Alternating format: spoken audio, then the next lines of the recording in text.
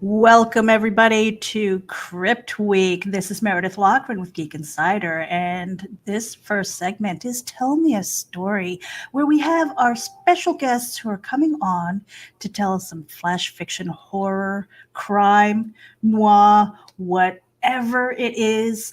Think about it as sitting around the campfire telling spooky tales. And on that note, let me just drop this banner thing. Hi, everybody. Welcome to Crypt Week. I am going to introduce our special guests here. We're going to bring them on. We have Steve Kane. We have Donna Carleen. We have Bill McSci-Fi McCormick. I'm going to go around the room, let you guys introduce yourselves really quickly. And then we're just going to start telling stories and kind of hang out for a little while. Let's see. Let's go with Steve first. Let's put you over here on the big screen, and we'll do that. Hi, Steve. Go ahead, introduce yourself. Hi, Meredith. Thank you for having me. I really appreciate being here and having this opportunity. My name is Steve Kane. I am originally from Augusta, Georgia. I now live in New Richmond, Ohio. I'm a certified safety professional by day, so writing is not my full-time gig. I've really gotten more serious about it in the last 4 years. I write a lot of poetry and short stories, more in the darker type of genre, a little horror, a little sci-fi, just a little bit of everything. It's really just more of a therapy for me to get things out of my head so that so they don't fester and bring on a life of their own. But I recently published my first horror novella, Thorn, which is out now. It's available on Amazon, and it's the story of a 10-year-old little boy who loves his mother and wants to protect her from the bad men. Very cool. All right, let's see. Hey, that worked out really well. Donna. Hello there. My name is Donna Carleen, and I'm wondering why I'm here. I generally write in crime drama.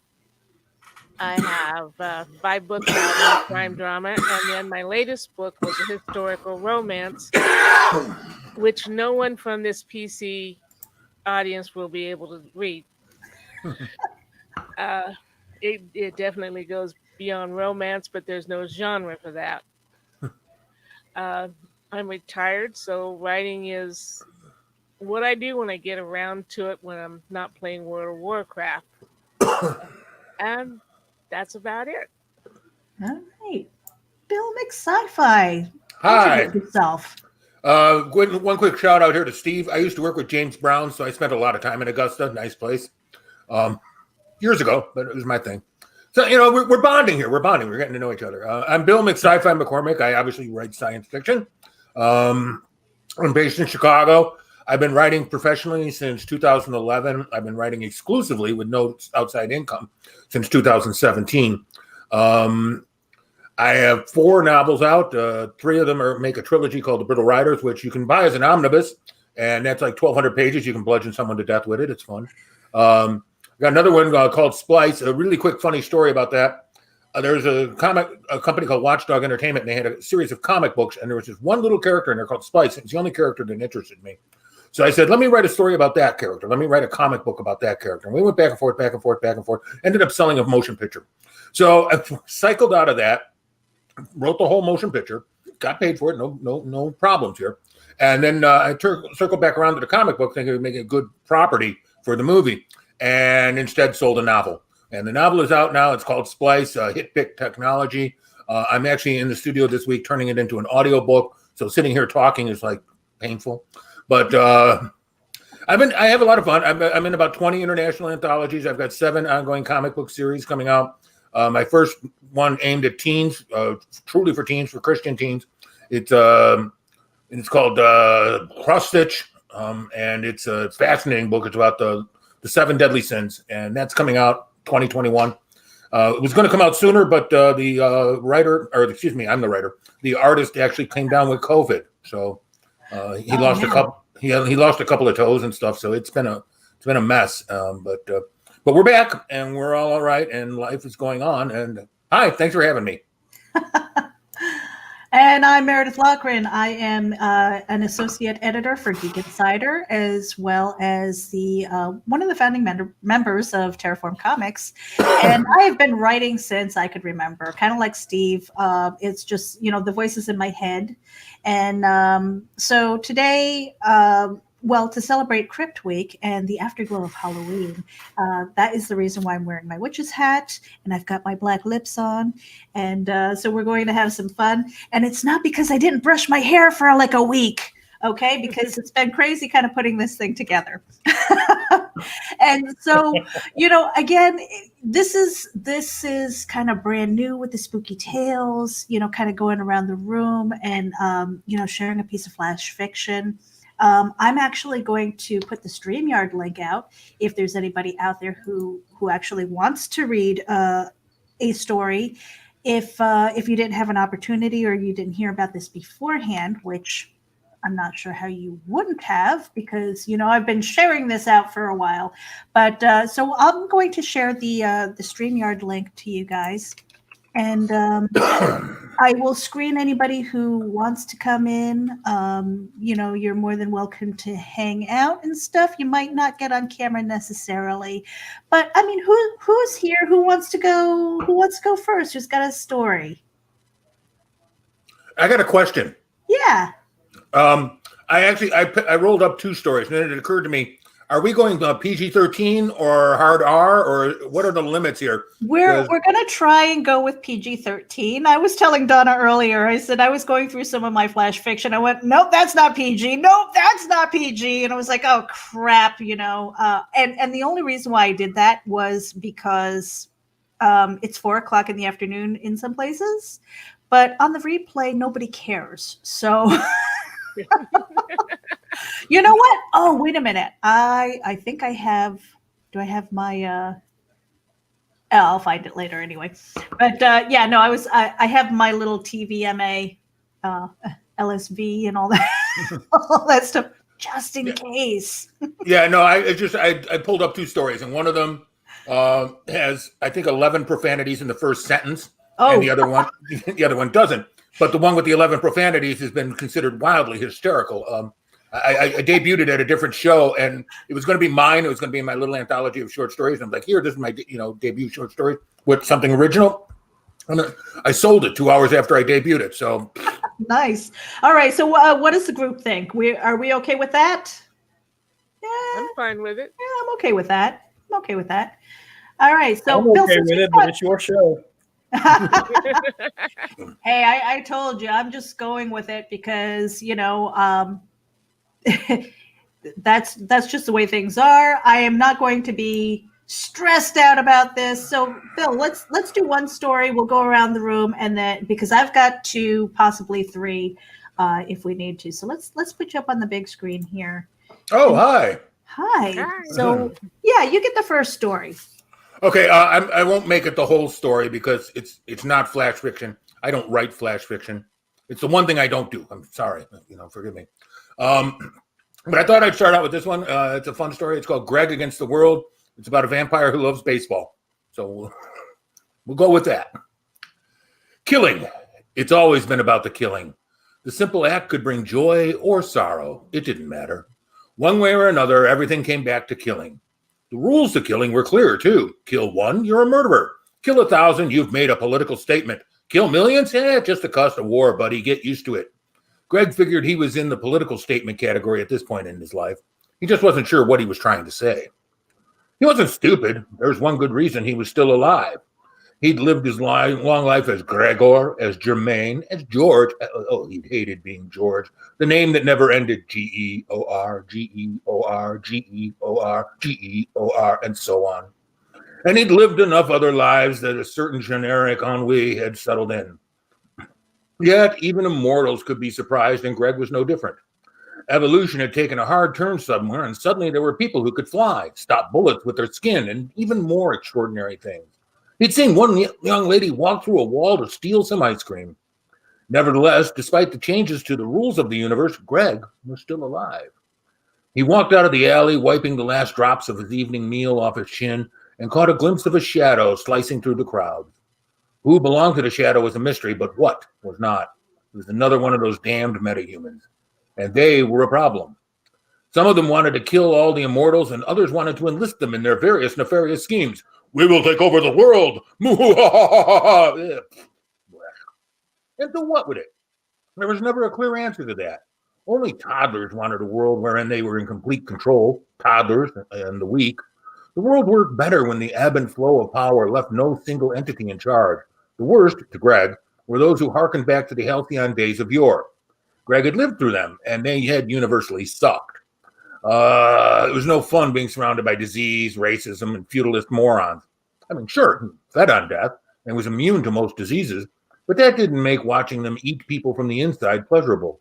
And while a rigid caste system made it easier to prey on whatever the underclass was at the time, that meant spending a lot of time with the oppressed. And that, Greg could attest, was depressing as hell. The metas who wanted immortals alive were trying to create a world he didn't want to live in, and the ones who wanted them dead weren't trying to make him smile either. The ones who wanted him dead, and yes, he took that personally, claimed they were doing humanity a favor. Greg didn't quite line up with their point of view. In his mind, immortals, such as vampires like himself, provided a needed service. They culled the weak and dying and left the gene pool cleaner. The good news, for Greg at least, was that those who wished him ill tended to be on the slow end of the intelligence foot race. For some reason, the more powerful they got, the more mentally limited they were. Even the ones who could at least aspire to average intelligence seemed to be wanting in other regards. Outsmarting them wasn't the problem. Not getting killed by them was. They were getting quite pernicious simply by their burgeoning numbers. While they lived and died over normal lifespans, they couldn't be killed while breathing. The few who did retain a modicum of human cunning tended towards evil, such as it was defined these days, and concentrated on accomplishing whatever malevolent deeds they wanted to accomplish. Not successfully, of course, but it kept them busy and out of Greg's hair.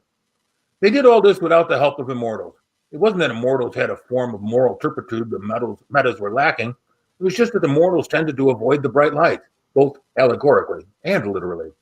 Fame and power weren't conducive to a long life as far as they could tell, certainly not any form of serenity, and vampires were happier with their long view and placid life.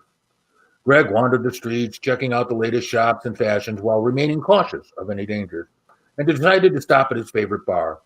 An old-school gin joint run by a retired mobster named, obviously, Tony. It was quiet and, most important to Greg, had baseball games on every TV. You wouldn't know it if you watched the news or even sports channels, but baseball was wildly popular with vampires. The political stillness resonated with them. Watching the players patiently wait for their moment to pounce was the perfect analogy for an immortal's life. Much better than soccer with its senseless running around or football with its grossly inhibited violence. No, baseball was their sport. Therefore, he wasn't at all shocked to see a few of his kind bellied up to the bar watching reruns of earlier games. Sunlight wouldn't kill vampires, but if it did make them wildly uncomfortable. Their skin would itch, and if the light was bright enough, bubble. Better to sleep the day away. Moonlight, after all, was nothing but reflected sunlight, albeit muted. It could tingle during a full moon, but that was easily dealt with by just staying out of its direct effects. Fortunately for vampires, most baseball games were played at night. The bar was a typical dive bar. A jukebox that never seemed to work, some tacky pinups of sexy girls on the walls, neon signs for products long ago abandoned by society, and a sticky smell of old whiskey and sweat. The bartender was a retired hitman named Louis. Greg liked his mind. Like all vampires, he could read the surface emotions of humans, and Louis were glacially constant. Pay for your drinks, and he liked you. Don't, and he killed you. See, clean and simple, just the way Greg liked it. I'll stop there. Time for someone else to play it. I was enjoying that. It's going to go into a new scene, which will require me to read like 3 more pages. So I figured that's a good stop point. Otherwise, it's not going to make any sense. I read the next line, you're like, yeah. Yeah. Oh. All right. Who we're going to put on the big screen? Who's it going to be? Who's it going to be? Who's it going to be? Let's see. Donna, let's put you up here. Now I Ta-da. really feel inadequate. Why? Like I say, this is a very, very short. I did get it finished, and it did not go the way I thought it would, and It never does. I'm hoping you like the way that it went. I've entitled it simply "Poor Tommy." Tommy sidled up underneath the window and carefully raised up to look out. She was coming. That's what he heard them say. She would be here today. "She'll eat you up," Johnny told Tommy. He laughed about it. "You can't run from her. She'll find you." Johnny put both hands up in the air by his face and wiggled his fingers as he smirky smiled at Tommy. "She'll get ya," he laughed in Tommy's scared face. The wait was dreadful. There was nothing he could do to prevent what was happening. He couldn't get out of the house. They seemed happy she was coming. "It's been so long since she's been here, and I can't wait till she sees Tommy. She'll just eat him up." Johnny smirked again at him. "Yeah, you're the one she'll go for," he told Tommy. "She likes 'em young. The younger, the better." The house was hot. The kitchen made it so with the oven on. "Yeah, she'll want everything ready for when she cooks you," Johnny said. Tommy carefully looked out the window. A big black car pulled up and stopped. He shivered as she got out. He had never seen anyone so big. Rows and rows of body from the ground up. He ducked down before he could be seen and looked around the room. Where to hide? He heard a door open, a scream and laughter that chilled him in spite of his fierce sweat. Tommy dashed down the hall and into his bedroom and climbed between the bed and the wall, squishing in as small as he could. He pulled a blanket over him and sat with his back against the wall. He put his arms around his knees and hugged them as close as he could. Silent tears mixed with the sweat on his face. He tried to calm his breathing and the frantic beating of his heart. He strained to hear something, anything that would let him know what was going on out there. "Tommy!" He didn't recognize the voice, and fear squeezed his heart harder. It had to be her. "Tommy! Come out, wherever you are," the voice called in sing-song. He squeezed his eyes closed as tight as he could. Nowhere to run. "Tommy, where are you?" The sing-song continued as it came closer. Nowhere to run. The door to the room opened. "Tommy, I know you're in here." Closer and closer. Nowhere to run. The blanket was pulled off his head. "There you are," the voice screamed. He felt hands touch him, grab him, lift him. The hands pulled him to the body, became arms to hold him tight against a surprisingly soft body. He opened his eyes to find he was looking over his shoulder. Tommy was pulled away from the shoulder and held out so she could see him. "It's your Aunt Lou," she said. "Aunt Lou loves you, Tommy." She gave him a big kiss and another hug, then set him down. Johnny was standing in the doorway and laughing at him. Tommy's eyes narrowed at Johnny. Tommy was only 6, but he was already planning his revenge on his big brother. The end. Sounds delicious. Now, what was the inspiration behind that? Because you said it kind of got away from you. I started out, Tommy was a grown-up man in a situation where he was scared and sweating, and you talked about the voices in your head. Yeah, those little voices just sometimes go, "No, you need to do this, you need to do that," and that's what came out. And I couldn't change it back to what I wanted, and like, okay, it's gonna have to be that, like this. Now, do you feel, because you said that this isn't a genre that you normally write in, do you feel like you could write more like it? No. Really? It was that hard? Come on. It took me 2 days to do that, and I probably wouldn't have gotten it done if I hadn't had jury duty, and I took it with me. I would try again for you, Meredith, but I make no promises as to how it would come out. Now, Steve, you do actually write horror. I love horror. I mean, I could write it all day long. I love those unexpected twists and stuff like that. But yeah, Donna, with your story, I was like, oh, yes, yes. Little cannibalism goes a long way. Well, you probably remember as a young child, there was that aunt, and it's always the aunt that makes you think that they're just going to really actually eat you up. Or was that just my family? Oh, no, no. I do love baby cheeks and baby feet. They are my favorite. So, I'm going to pass the mic off to Steve, and yeah, let's do that. Steve, you're up. All right. No pressure. Well, the piece I'm going to read is called My Name is John. It's a short piece of flash fiction that I wrote back around the beginning of September.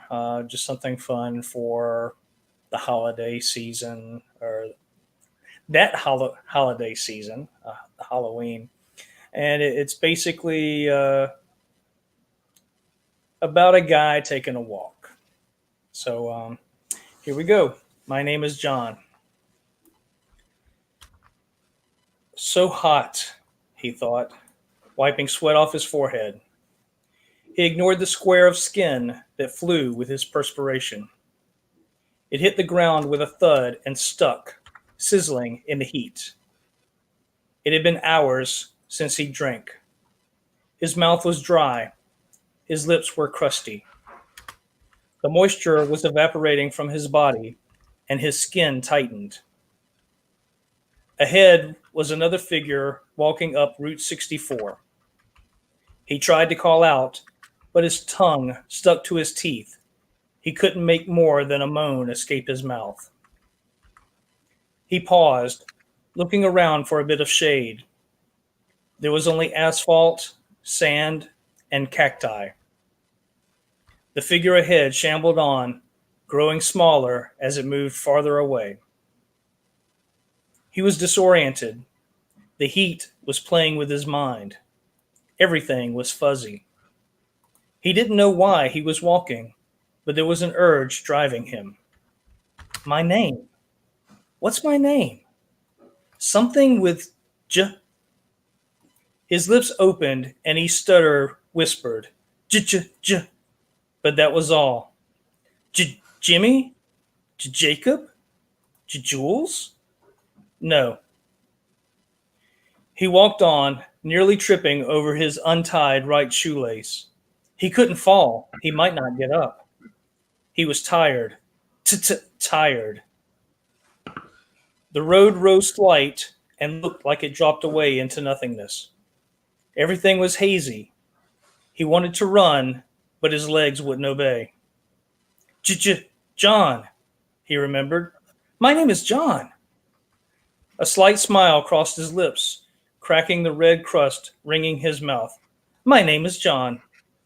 He couldn't remember where he was from. Couldn't remember his mother and father. Didn't know if he had a wife or kids. My name is John. He clung to that. He doddered on, following the figure in the distance, maybe a mile ahead. Other figures were with it now, close together. Not social distancing, he thought, not knowing why he thought that. What did it mean? I'm John, he yelled in his head, but they didn't hear him. John came to a sign and stopped, trying to read it. G was all he could muster. There was a vague recollection, but the numbers all ran together. Hole? He kept walking, dragging his left foot along now. The shoe pulled off, and the scalding asphalt burned through his sock. He ignored it. He was close. The figures ahead of him were gone, but he continued in the same direction. A path forked to the right, but he tottered straight ahead. He had an urge to see. The road ended at an overlook. Stumbling forward to a short rock wall, John looked down. Below were his people. Thousands, tens of thousands, hundreds of thousands? He didn't know, but he could hear them calling him, hear them echoing off the canyon walls. B-b-b, s-s-s, l-l-l, j-j-j, he replied, but he couldn't remember his name. Just J. He was J. He turned toward the path he had seen prior to the rim. He would go there. That's where he would join his family. F-f-f, he stammered. F-f-f. The end. Nice. Thank you. All right. Now, what was the motivation behind that? Was it like, oh my gosh, I need a quick story for for indie event? I'm not really sure. Or is it something that might be developed into something else? I wrote it for a flash fiction contest for September. And honestly, I don't know where the idea came from. I read a lot of horror. I watch a lot of horror. I really enjoy The Walking Dead and zombie movies and Night of the Living Dead. And I don't know. A lot of times I just come up with a title will come to me first. And My Name is John came to me for some reason. And I kind of pictured, just a name tag and kind of blood splatter on the name tag. And that's what I kind of use as a visual. But then as it started formulating in my head, I really didn't know where it was going to go at first. And it just kind of took over to be kind of a zombie tale, or a guy that's recently turned or beginning the turn to be a zombie. He still has a little bit of his faculties, but he's quickly losing that. So it was just a fun little piece, and the contest that I wrote it for had a set number of word limit, so I had to cut it down a little bit. So I'm thinking about expanding it, maybe looking more into the backstory and how John got to be where he is. But at the same time, I kind of like the simplicity of it, how it is, just the way it is. So I'm kind of conflicted there. Yeah. And we are going to welcome Brian K. Morris. Hey, Brian. Hey, Fez boy. Yo, babe. How the heck is everyone? Well, putting you on the big screen. Why don't you introduce yourself real quick? Okay. Oh, I don't do quick. Sorry when I'm talking about myself. Anyway, hi, I'm Brian K. Morris, author, freelance publisher, award-winning playwright, and former mortician's assistant. I'm also part of the Geek Insider Network, Monday, Wednesday, Friday, 10 a.m. Eastern. I do the morning show, Never Mind Furthermore, and Tuesday nights at 8 p.m. I do Clever Title Pending, where tomorrow we're going to talk to two new pulp authors, Bobby Nash, Jim Beard. It's going to be a lot of fun. They don't need me. I'm just hanging out. Anyway, how's that? That was good. Now, do you need a minute? Because I can tell a story and then put you on the big screen, or? I am always prepared, Meredith. Oh, he's always prepared. I love it. You have the microphone, my friend. Thank you. From my favorite book that I've written about horror, The Haunting Scripts of Bachelor's Grove, available on Amazon. This is originally for a a comic book that I was involved with, kind of like the old text stories of the very, very old comics from the 50s and 60s, where they would write prose stories, and I wanted to see if I could do it in 1,500 words, and I made it. So this is originally from the Haunting Tales of Bachelor's Grove #1 from 2017. It's called Cool Seductions. She was fluid. She could never see herself anywhere but in Bachelor's Grove with its often dangerous winters and stifling summers. She waxed and waned with the elements, drawing strength from the land that surrounded her and fortified by the cool Illinois rains. Her life's blood nurtured the cemetery, transforming its lush plant life from the browns and oranges and crimsons of autumn into the verdure of summer. Being female, the cemetery constantly complained that it was too full, that the finite mortals who trod its lands were careless and disrespectful to one so old and bloated with corrupted flesh. By way of reply, she smiled softly in her way, nodded gently like the waves that covered her surface during the breezes of spring, and went about her way. She was the pond, the nameless body of water whose slender fingers wove through the underground tapestry of Bachelor's Grove Cemetery. Dozens of people wandered through Bachelor's Grove every week. Some came to mourn, others indulged their fantasies or fed their superstitions amidst the mature greenery, moss-covered headstones, and winding footpaths. A visitor arrived one frosty sundown in November. Scarlet Rage's raven hair perfectly matched her tight leather trousers and formed gripping halter. She exited a building made of sorcery and judgment, one that fled into the distance as her steel-hard gaze raked its ancient timbers.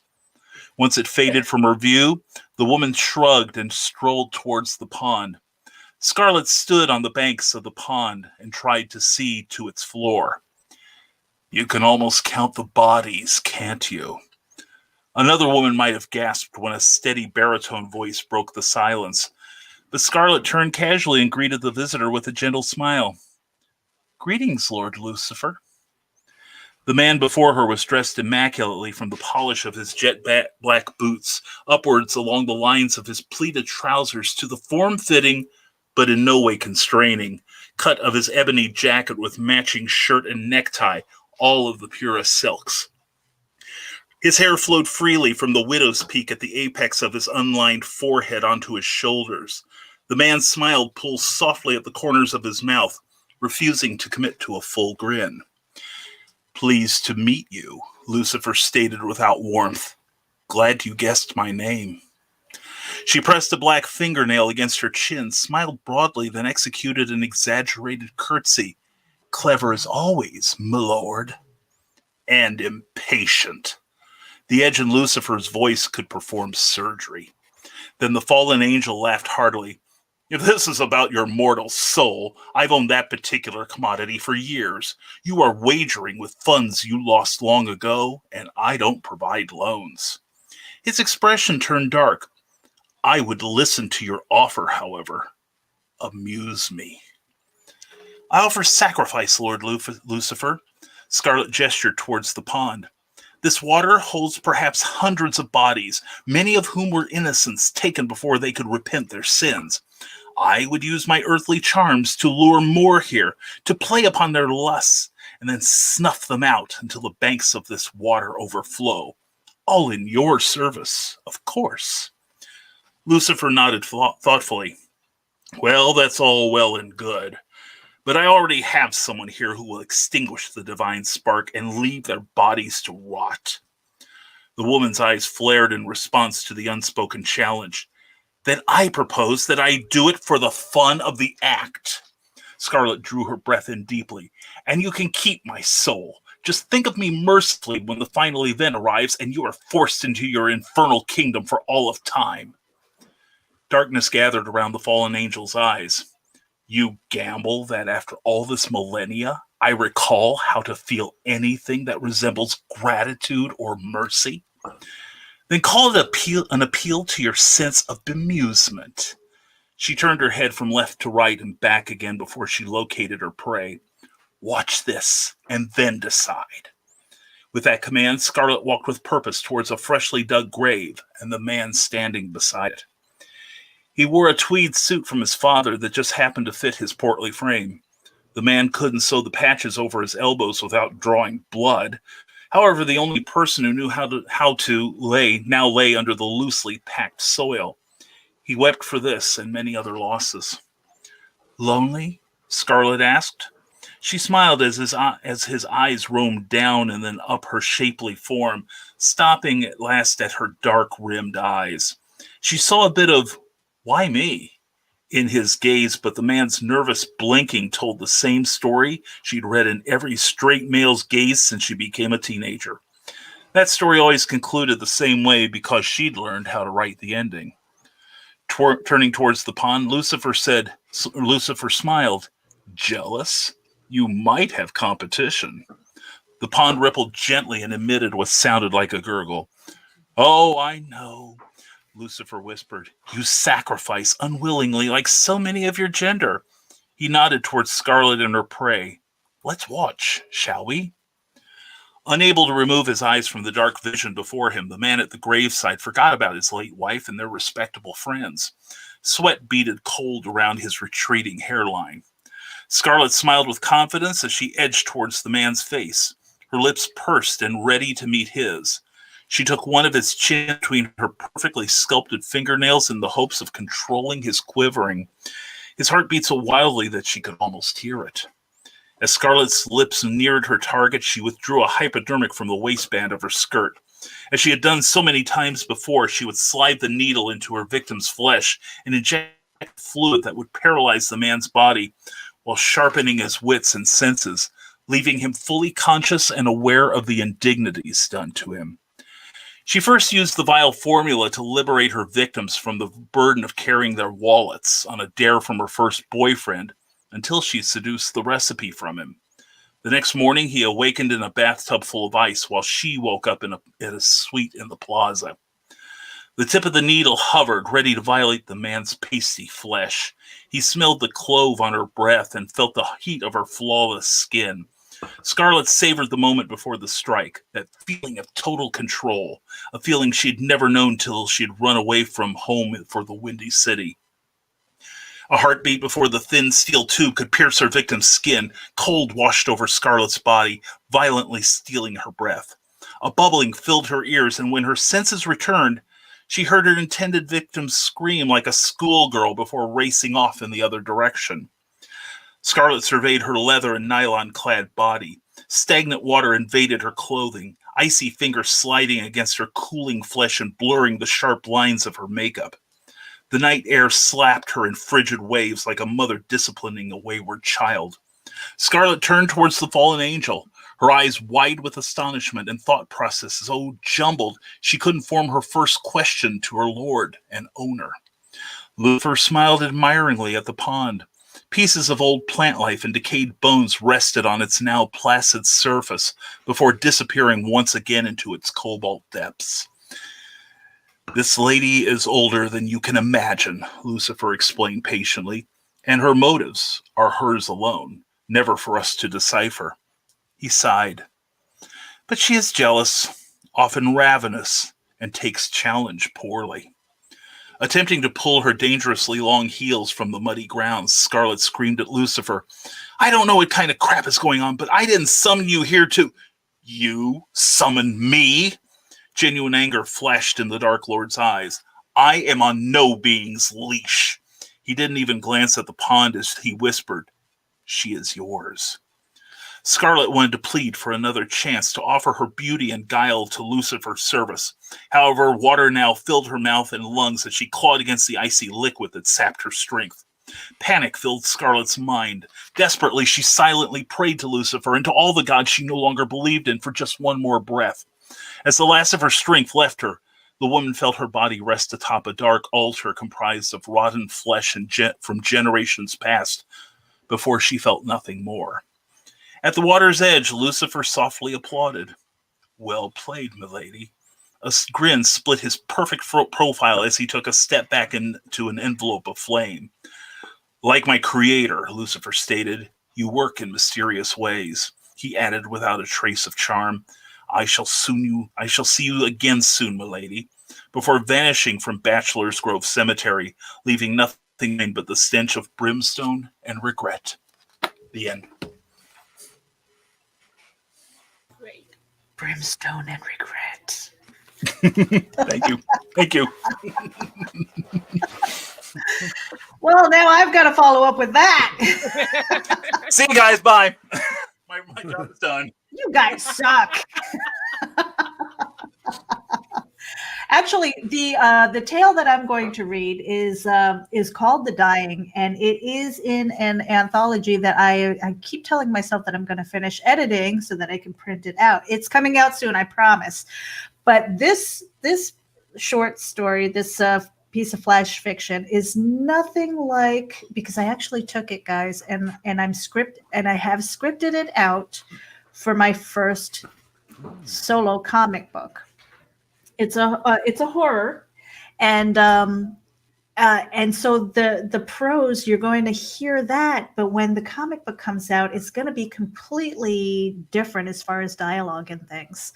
So I'm really kind of excited to share that, because a lot of these stories are going to be actually scripted out. I think that's where my heart seems to be going with that. So. On that note, here we go. This is The Dying. I am the beginning and the end. No, I'm not talking about anything biblical, but I suppose the catastrophic event of my birth is nothing short of all the bad parts in the Bible. By all accounts, I was born a normal child. My parents were as dysfunctional as the next. I had good friends.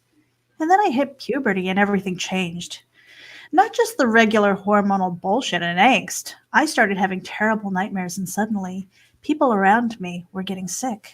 Cancer, pneumonia, complications from whatever.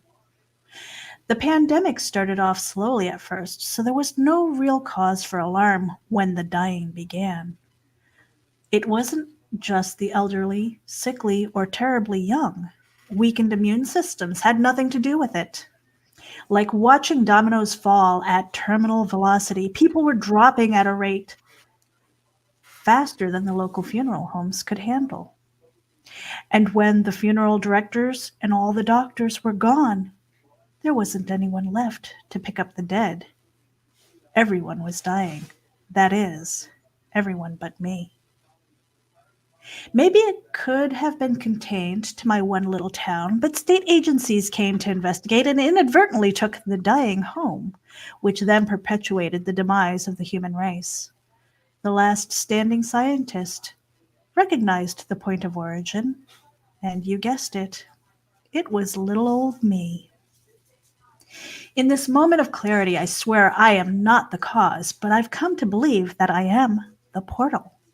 What ails the world manifested itself through me, and I see the dying through my nightmares. I feel my strength grow as the dying feasts upon every village, town, and city, and my energy wanes as it waits for the unwitting soul to carry it elsewhere. This thing feeds me for reasons I cannot fathom. I've tried to take my own life, in fact, throwing myself off the steepest cliff. To no avail, for I can still hear the waves lapping at the rocky shore as my broken bones lie among the boulders. I still feel the warmth of the sun's rays upon my face. I see beautiful skies and witness evening stars twinkling merrily without the ambient light pollution from millions of homes. My skin has been pecked clean, leaving my entrails open to the elements, but I am not dead. The dying wills me to be its living ledger. The birds are circling again, and I briefly wonder if the world is beautiful from that high above. Closing my eyes to dream, I see there are no more people now. This time, the birds are falling from the sky. The end.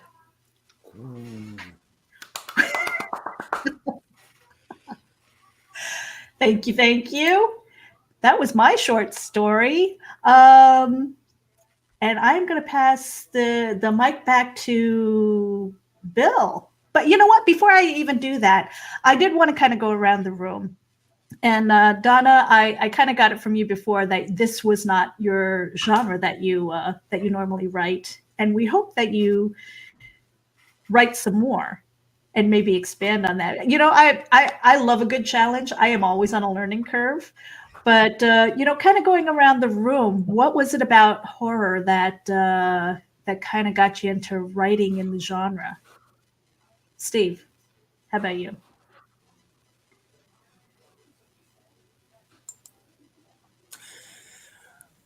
Well, I grew up watching horror movies with my mother, um, and reading horror novels. She got me into Stephen King novels, and we used to watch all the movies of that time, the early '80s, the Friday the 13th, Halloween, Nightmare on Elm Street, The Exorcist, Omen, those kind of things. So it's always been a part of my life, and it is not solely what I write. I try not to call myself a poet because I don't want to generalize myself, but most of what I do write is poetry, with the occasional short story.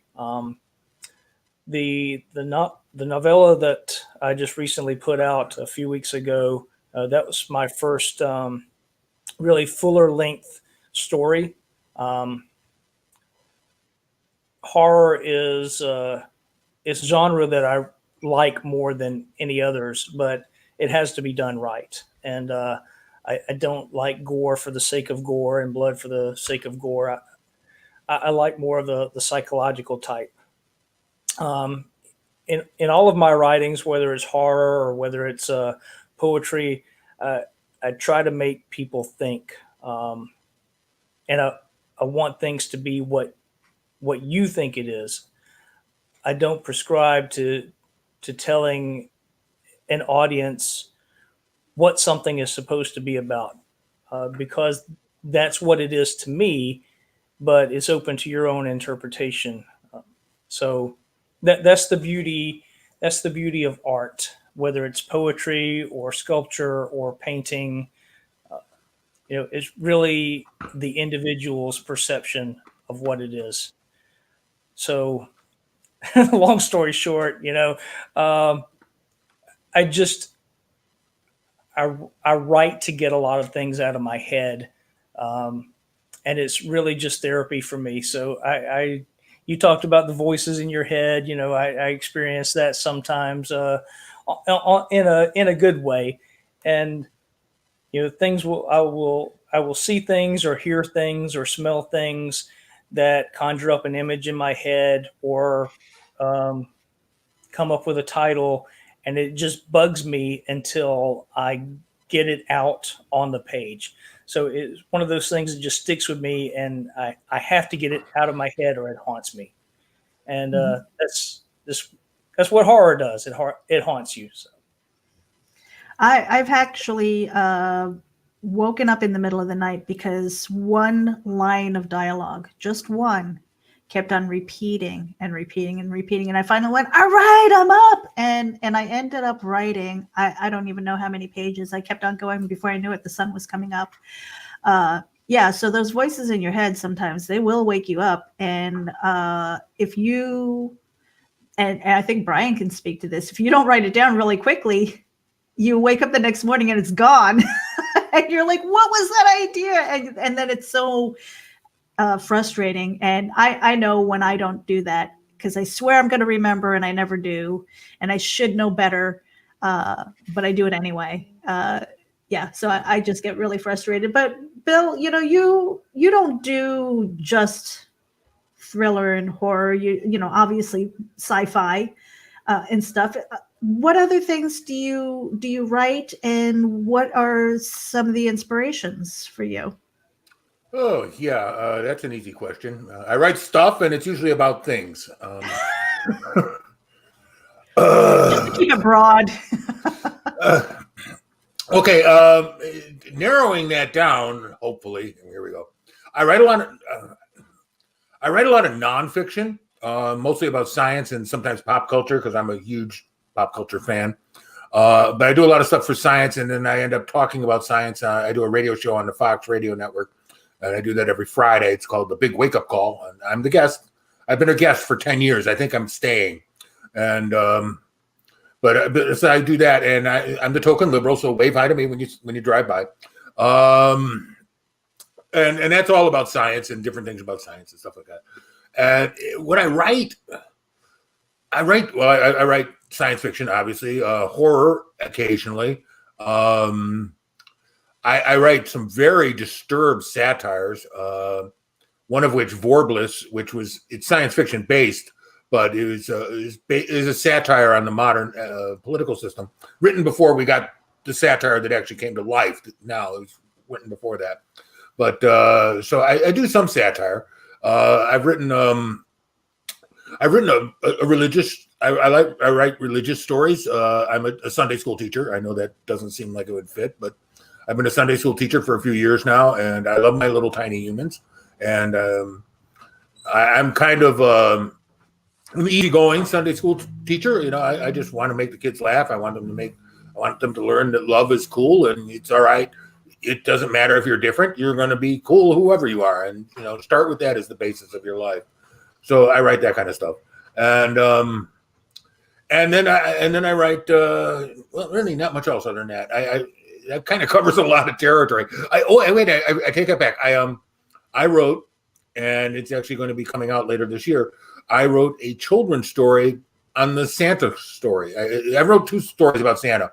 One was about Krampus and how he kills and eats children to make Santa's job easier. That's not disturbing. And then I wrote another one about how Santa and a little boy exchange letters and how their relationship goes through the years until the little boy becomes an old man.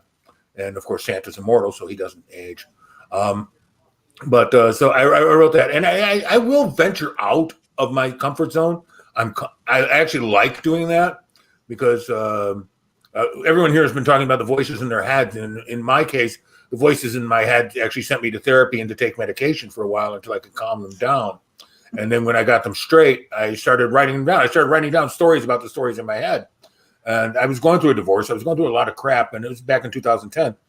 And I'd written nonfiction. I've been writing nonfiction since 1986. I wrote for sports magazines. I wrote for music magazines, blah, blah, blah, blah, blah. I always sounded like I knew what the hell I was talking about. They were wrong, but I sounded like that anyway. But by 2010, I was a freaking mess. So I started unloading all this stuff from my head. And in 2011, a company called Bewildering Stories said, hey, that mess that's in your head? We kind of like it. And they started publishing my stuff. And they actually sent me a 2-page rejection letter for my story Vorbliss, which I mentioned earlier, because it has, I think, 400 F-bombs or whatever it is in it. I didn't know when I submitted the story that they're basically a Christian company. And, they're nice people. They're nice people. They're willing to take some chances. But me starting out a story with a nun who has an ass like undulating cassava melons turned out to be not quite with a good fit there. But he sent me a 2-page rejection letter. A guy named Don Webb, he's the editor. He sent me a 2-page. I think I saw Brian's feds just rise. That too. He sent me a 2-page rejection letter, and at the end of their rejection, and it was an amazing rejection letter. It's like how he'd be ridden out of town on a rail and tarred and feathered if he ever printed this and blah, blah, blah. But he ended it up with saying, I really like the way you write. Do you have anything else? And so I sent him another story called And the Beat Goes Phut, P-H-U-T. And it was about a disc jockey who was watching the apocalypse in a bar, and he happened to be seated next to the guy who started the apocalypse. And it's a really tight little story. There's not a lot of ambience in it. There's not a lot of anything else. It's like the story follows the DJ from his last gig to the bar to what's going on, and the apocalypse is happening around him. Very conscripted little story. And they loved it, and they published it. And there's a lot of other side stuff with that we can waste time on some other day. But basically, that was the first story I ever got published that was nonfiction, that was fiction. And it got love. I got emails from people who'd never met me before, and I thought, this is the coolest thing. I have no idea who these suckers are, and they think I can write. They think I can do this. So I kept doing it. And then other people kept writing me back saying, hey, you know what? You're pretty good at this. And So here I am, and now like I said, I got 4 novels out and blah blah blah. I got new novel coming out later this year. If you're a Brittle Riders fan, it's amazing. You're excited, and if you're not, you don't give a damn. So there you go. It's coming out. All right. And you know what? Oh, by the way, I have vodka, so vodka is God. There we go. I have coffee. That is the nectar of the gods. So I think nectar beats that. No, according to my doctor, I can't have as much coffee anymore because my blood pressure won't let me. But I'm okay with vodka, and I think that's proof that God loves me. I can have vodka. I'm a whiskey girl myself, I know. I think, yeah. But it's kind of funny because you were saying something about Krampus and Christmas and things like that, and that kind of beautifully segues into what Brian does as far as Santa Stein. Yes. This was my first published paperback, and it was based on a short story, or not a short story, but a 10-minute play that I'd sent around to several theater companies, and they all came back with, well, this is a little less in the mood of the season that we were hoping for. So when I was looking for, I'd already written an ebook, and when I wanted to follow that up quickly, well, I've got the plot already done on this other one, so I just expanded it, and this thing wound up selling in 6 different countries. So I'm happy with that. But no, I grew up with the old Universal horror films, the classic Bela Lugosi and Boris Karloff, Lon Chaney. And the first book I ever read, grown-up book, I'll call it, was Mary Shelley's Frankenstein, because I was such a freak for those things. And so, that extended into reading other writers who write horror-like stories, like Richard Matheson, Stephen King, people, Edgar Allan Poe, of course. I'm big on the old masters. And then, segued into like the Hammer films with Christopher Lee and Peter Cushing, various horror series throughout the years on TV. And at a certain point, I decided I wanted to try it myself. And I was involved, like I said, with the aforementioned comic book. And it was a Kickstarter project. And one of the thank you gifts was me writing a short treatise on how to write comic books, and then writing one extra story in addition to the one I just read you. Well, being one who can overcomplicate any project, let's see how many, 322 pages later, I'd written like half a dozen different horror stories, some of which got into that book, and some are waiting for another series that I'll be publishing probably in 2021. Excuse me, I'm going backward in time to a happier time. In a series I'm calling Frightening Things. But I like horror, especially the type that Stephen King does, I think, so well, that where he takes ordinary objects or ordinary situations that we see in real life and finds the dark aspects of it, or finds out how the supernatural can screw up the things we love dearly. And to me, it isn't about gore. It isn't about blood or dismemberment, but the mood of a story. Because for a lot of people, you can go through like a horror movie and just giggle your butt off, or you can walk down a lonely street in your town where there's no overhead lights for 2 blocks in a neighborhood you're not familiar with. Which one is going to scare you more? Mm-hmm. And it's all about the mood for me and trying to find the right language for it.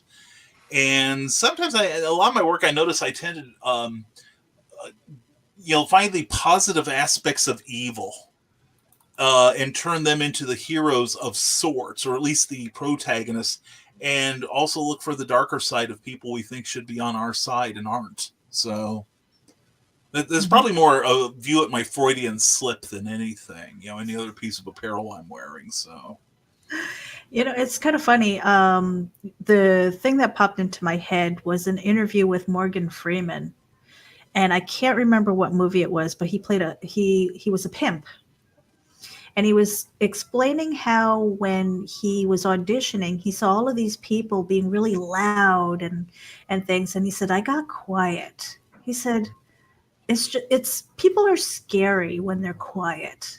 And I realized, that was a moment for me, and I realized, it's true, because looking back, even with my kids, they always knew I was like seriously angry when I got quiet. I mean, when I was yelling and stuff, they're like, ma, she's just mad, But when I got quiet, they were like, oh shit, she's really mad. Well, yeah. And he did the same thing. He says when he auditioned, he got really quiet. He got in their face. He got really quiet. And he was like, I'm going to get you, and it was just the goosebumps, and he won the role. So for me, it's not always about the blood and gore. I don't mind the blood and gore necessarily, but I prefer it. And another movie, I guess, would be like The Sixth Sense, because like I said, I've been writing for a long time.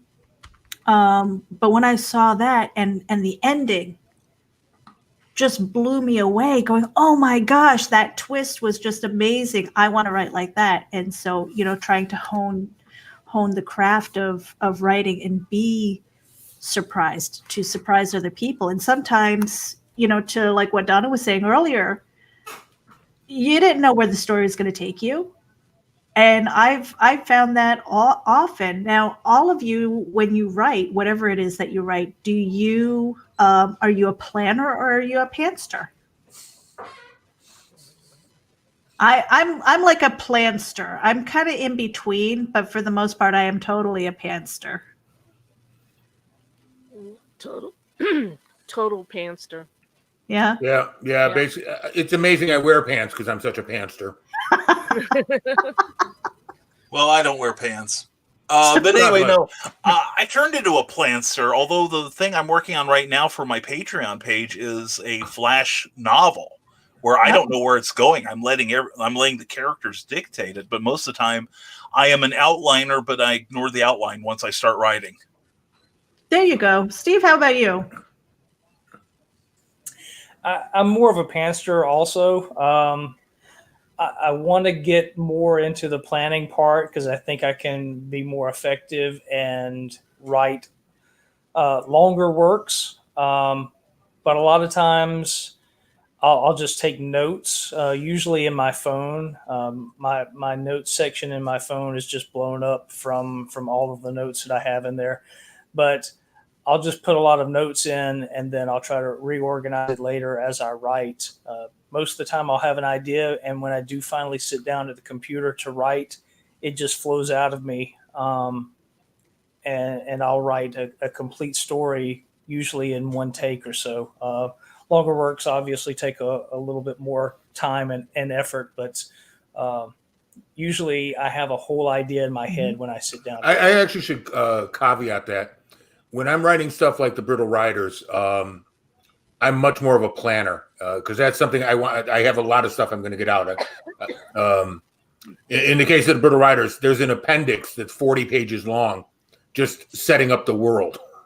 I go out of my way to be completely insane. But for stuff like Splice, Hit Bit Technology, definitely total pantser. I started out with, I've got a comic book character, he's a 10-year-old kid in Omaha, and his parents abandoned him on a highway. That was it. That's all I had. Mm-hmm. And I ended up, like I said, I ended up turning it into a movie and a novel and so on and so forth. And I was thinking about this. As you guys were talking, I actually pulled something up. I threw it up on my screen. I don't know if we can get to it or not. It doesn't matter. But I wrote a story called The Existential Nothingness of Everwin because I read this story in the newspaper. It was a short story, and that's what caught my attention. Nobody cared. It was like 2 paragraphs. This woman was murdered. They found her body in a house, and she was, she'd been molested and injured and blah, blah, blah.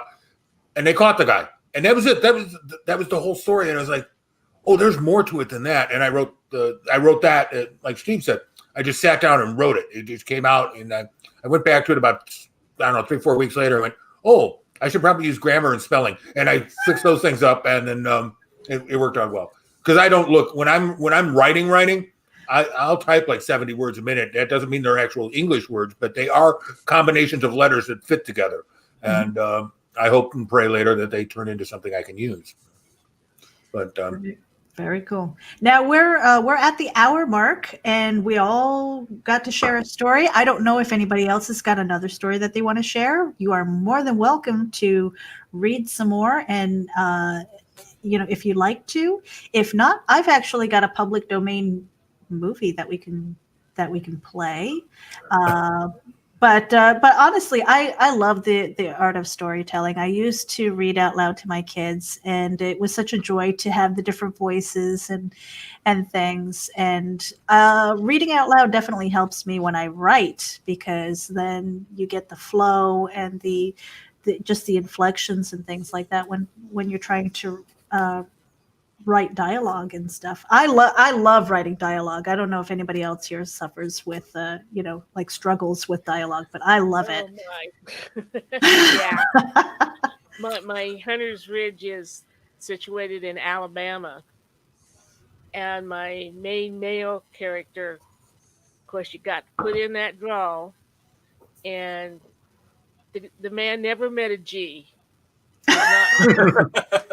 It's nothing and something, and then when he meets someone he doesn't like, it gets even worse. So I'm sitting here thinking, okay, that how would you spell that word? Uh-huh. And there's some words that I can't add to the dictionary because it's too close to the real thing, and I don't want to screw up my other stories. But yeah, and he doesn't know the word of either. It's always I'd have thought of that. So yeah, I love dialogue. She says as she rolls her eyes. no, I love dialogue. I got no problem. I actually wrote an entire scene, and I'll never forget. My publisher called me about this, and she goes, I just read this, and it's 6 pages long, where there's lines of dialogue, but there's no he said, she said, they said. There's no attribution in any way to the dialogue. It is 6 pages of back and forth between 3 characters. And she goes, and I never got lost. I always thought that was the highest compliment I ever got from a publisher. Because normally when I send stuff in, it's like, could you say that Bob said this just so we know what the hell you're talking about? Not this time. She's like, no, shut up. You got it. You nailed it. You're good. So, yay, me. I'm done now. Yeah. Yeah. But yeah, I love dialogue. I love dialogue more than I like action, and I write some pretty good action. But I love writing dialogue. I don't know. Well, for me again, I don't write just horror. I love writing all things. I mean, I can blog about anything as long as I can research it. But I do love horror, thrillers, but I also do like the romance and the erotica, because I don't want to be pigeonholed into any one specific genre. And I think that's why, like, a lot of times on my title, it's just content creator, because that's what that's what I do. I'm like, if I went into and I told everybody all of my titles and stuff like that, it's like, oh my gosh, we'd be here all day and you'd be falling asleep on your feet. So it's just like cut and dry. And, as much as I say I'm a writer, there's so many other things that I do, that's why it's like content creator. But, so back to storytelling. I mean, is there anybody else here who've got a story? I know, Bill, you said you had another story. It's a short one. It's a flash one. I completely forgot I'd actually written a flash fiction story. That's I write a lot of crap, and this isn't crap. I mean, it's a good story. I forgot about it. It didn't get published, so it got stuck on the pile. Steve, how about you? You've got anything from something that's coming up? I have plenty of other stuff, but nothing that I have prepared for today. Oh, okay. Brian, how about you? I actually have some things, but they're on the other computer. So. Oh, well, you know what? How about, if you don't mind, if you want to share it, we would love to have you, because we've got some time. But, well, I'll tell you what I can do. I can read a chapter from this. That would be awesome. All right. Yeah. And Bill, do you want to go first? Sure, why not? I'm sitting here. It's up on the screen. We're talking about it. So yeah, all right. Let's do that, and then we'll get a chapter out of Santa Steen. Is it Santa Steen or Santa Stein? I always think. All right, because it's like Frankenstein. If you pay the $20, I don't care what you call it. I already got one of your packages, Brian. Oh, darling, how I've longed to hear you say those words. Um, And on that note, Should we leave now? Maybe give you two some room? I'll give you half an hour, draw a crowd. oh my goodness. PG, people, PG. I almost forgot. Too late for that. All right, Yeah, Pandora's out of the box. Bill, let's put you up on the big screen here. Let's put you over there, and we'll do that. All right, it's all yours. Speaking of Pandora's box, I dated her in the 80s. No.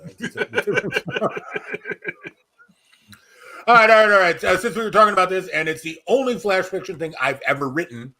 No, I've written two. One got published and this one didn't. So I'll read you the one that didn't, because the other one isn't horror. So it wouldn't fit here today. Here we go. The existential nothingness of Everwin. So there's my body, cold and dead, lying crumpled with a bullet in its head, which, all in all, wouldn't be so bad if it weren't for the rats chewing on my fleshy parts. I mean, really, it's gross. I put a lot of work into that outfit, and now it's just ruined. Honest to God, if I'd known how this day was going to turn out, I would have just worn sweats. But no, I had to try and make a good impression. The heels were so cute. They did everything every girl wants heels to do. He had a YouTube page, videos about how to make the perfect lasagna. I made the eggplant one with a veggie ricotta and, oh, cross my heart and hope to die. Wait, yeah, never mind. Anyway, it was fucking awesome. I mean, better than a vibrator in the butt level of awesome. This dude knew his way around food. Suffice it to say, I liked it. Oh, looky, he's back. It's only been a few days. Nice way to treat a lady there, asshole. Now, what's he doing? Oh, come on, dude. Are you freaking serious? Get off of me. I'm not at my sexy best right now. You are being totally disrespectful. I can't watch this anymore. I wonder what the rest of this place is like. I mean, except for my dead body and the rats, which probably came with him, this room seems nice. Some enjoyable modern art, apparently well-made furniture, the whole bit. The kind of room that shows some money and lots of taste. Certainly doesn't belong to this guy. Maybe his mom. Oh, yeah. Hi, Mom. Thanks for the tacos. Don't mind the cadavers. Mom's itty-bitty pieces are in the walls here, I'd bet. Oh, Jesus, quit grunting. It's not like I'm going to respond. Time to see where I'm trapped for eternity. I wonder what's up here. Ooh, nice kitchen. I've always liked those islands. The matching cabinets are nice, too. I always wanted a kitchen like this. All right, enough screwing around. Time to figure this out. I'm dead. That much is obvious. But I'm not in heaven or hell or any other place I've read about. And I've read a lot. As best I can tell, I'm still in the exciting metropolis of Franklin Park.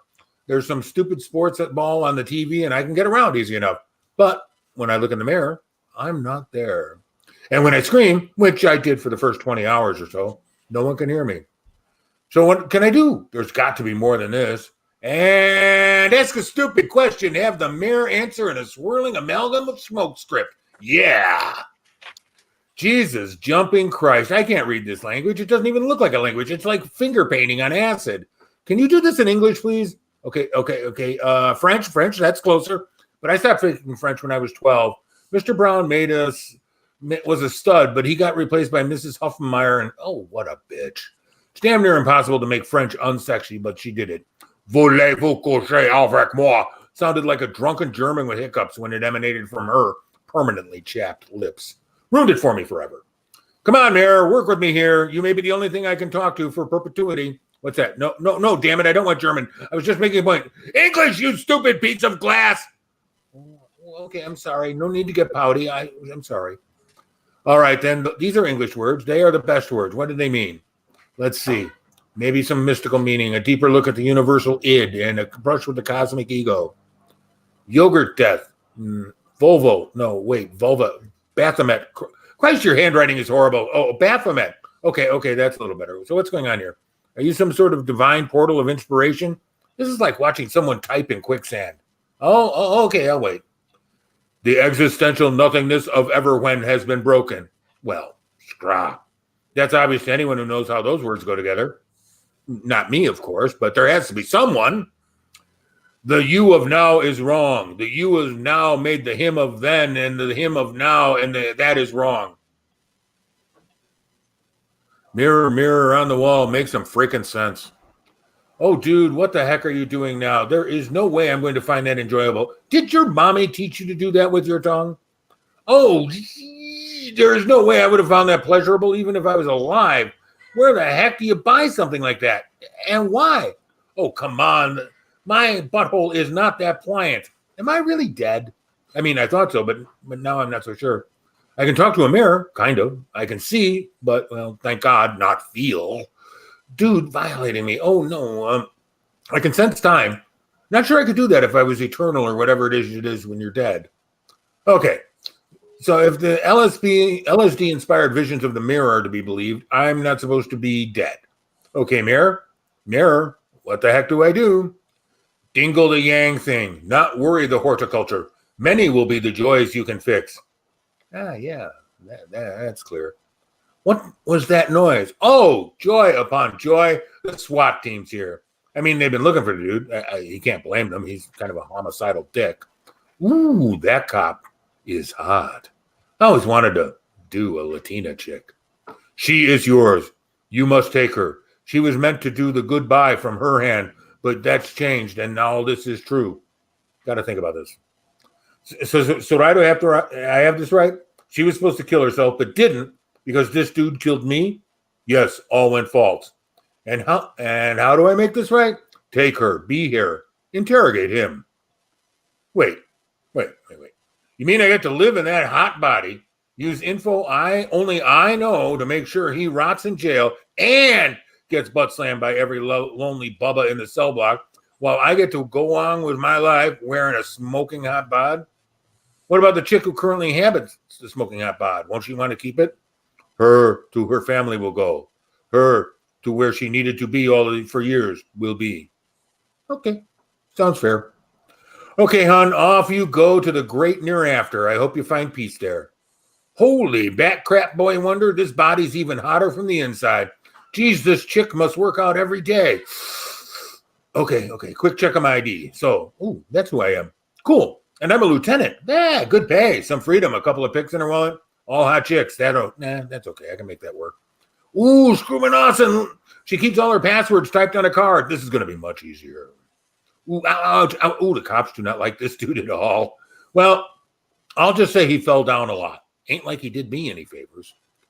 The keys are for a Toyota, and there's only one Toyota with flashing lights in the window, so I bet that's mine. I do believe the mirror is smiling. Near when unbroken is, ever when mends. Sadness and joy live together. Use the now to get to the then. Okay, I can do that, I think. So, it says here your name is Michael Thompson from Pella, Iowa, and you sell windows. The end. What the heck were you smoking, Bill?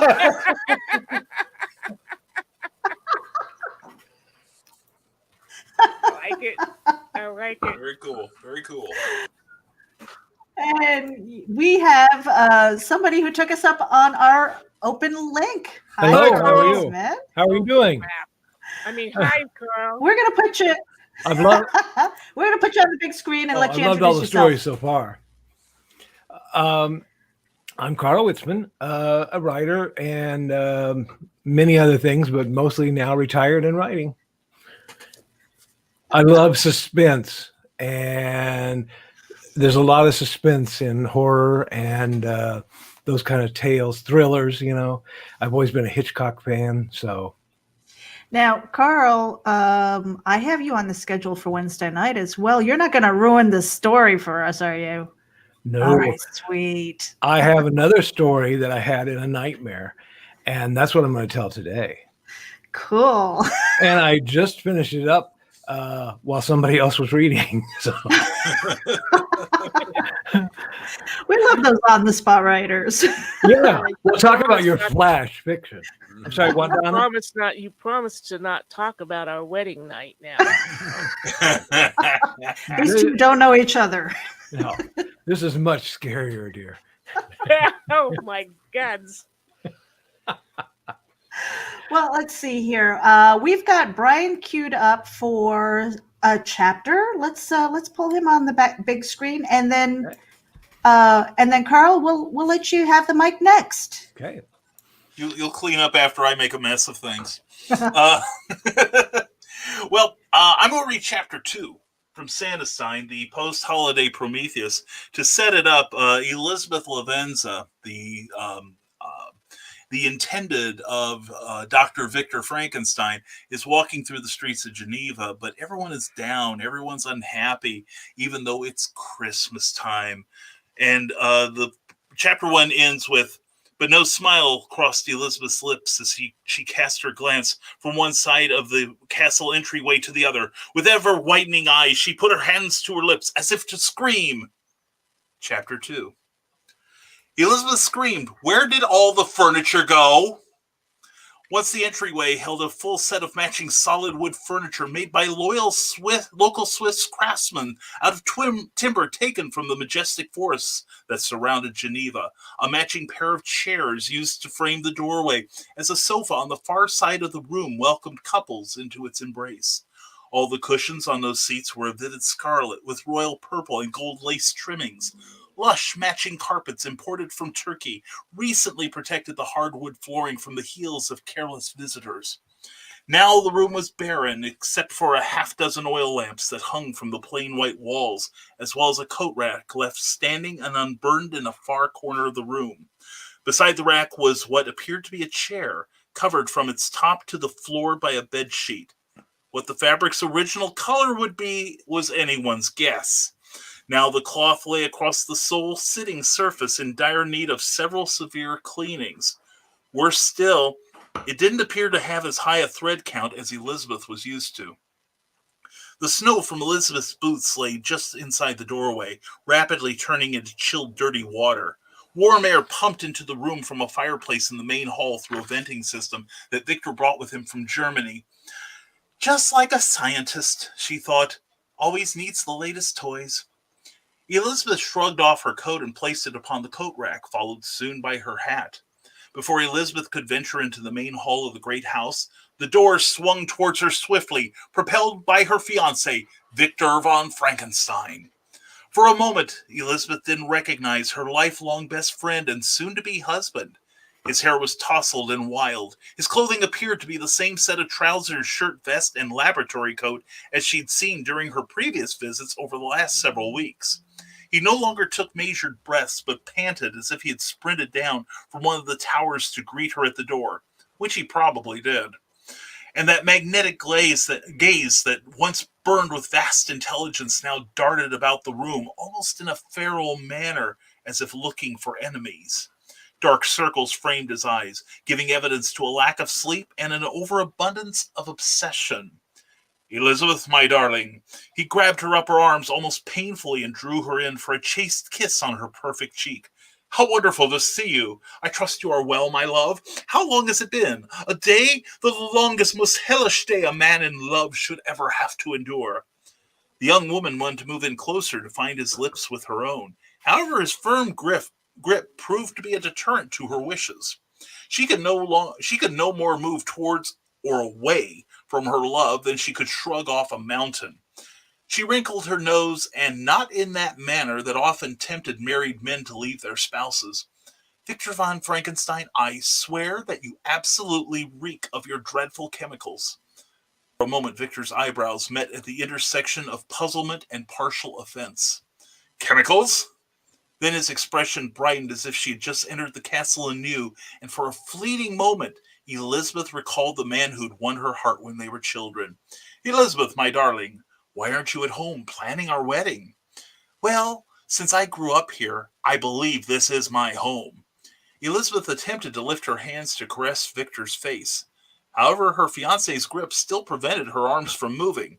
"And I don't care if I'm living with some friends at the inn until our wedding. If the castle isn't my home now, it soon will be." The corners of her mouth moved downward, and even in disappointment, her frown was more of a smile than most humans could manage in a bliss-filled lifetime.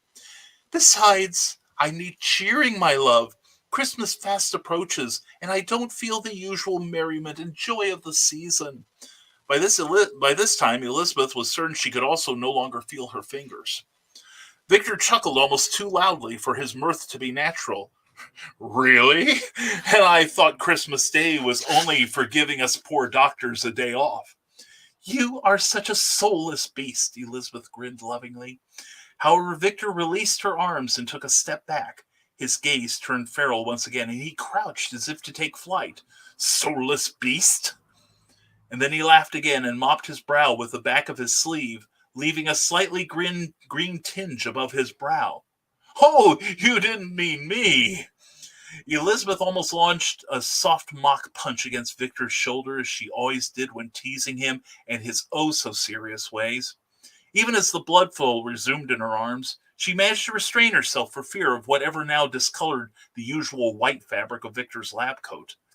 Obviously, it was some chemical, probably of her fiancé's own devising, that left a stain whose color and aroma she could not identify. Also, Victor's personally tailored clothing now hung on his frame loosely, as if he had recently begun eating only to maintain his strength in order to continue his secret project. But rather than complain, she chuckled loudly like a spring breeze at her husband-to-be's obsessive behavior. The warmth of her gentle laugh was just enough to draw a similar response from Victor and to inspire as close to a sincere smile as he'd managed in weeks. However, Elizabeth could conceal nothing from her intended, least of all her feelings. No, seriously, the streets should echo with holiday carols and laughter. The chill wind should carry the smell of home cooking, and every window in every house should glow from the fires that gather families to their warmth. Instead, the streets are dark and eerily cold, just as many of us are inside. She glanced into her love's eyes, finding the same darkness as she saw outside his threshold. Oh, Victor, you must think me overly sentimental and childish. Elizabeth averted her gaze towards the chair. Hardly. Victor gave her hands a gentle squeeze that carried her heart beyond the very clouds themselves. He swung his body around, standing between her and the chair, as he lifted her chin to lock her gaze with his. Your warmth and compassion are a balm to my obsessive and amoral scientific ways. Dear Victor, Elizabeth smiled her perfect smile, your self-effacing manner makes me swoon. To prove her point, Elizabeth moved towards the chair while her knees, which Victor imagined were also as perfect as her smile, could carry her weight. However, before she could reach the chair, Victor seized Elizabeth's upper arm and pulled her into his embrace. His arms surrounded her, not so much like a lover's embrace, rather as a way to keep her from falling onto the hard wooden floor. Her eyes met his, finding not the loving concern she expected to find. Instead, they were fearful, nervous, wary. No! He took a deep breath, realizing he'd spoken more loudly than he intended.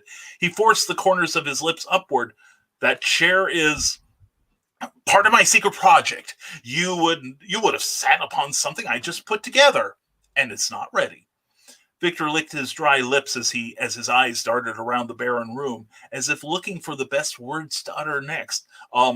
As in, ready for your delicate frame yet? Splinters, you know. Elizabeth looked into Victor's eyes as if she could stare directly upon his inner struggles. Did you go to Germany to study medicine, or was it woodworking? Her eyes narrowed.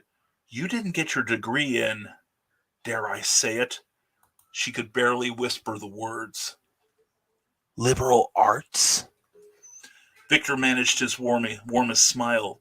Darling Elizabeth, I know I might have little to no moral compass, but even I could not sink to those Mephistophelian depths. If Elizabeth intended to disagree, those words would go unsaid as an enthusiastic knock sounded from the front door.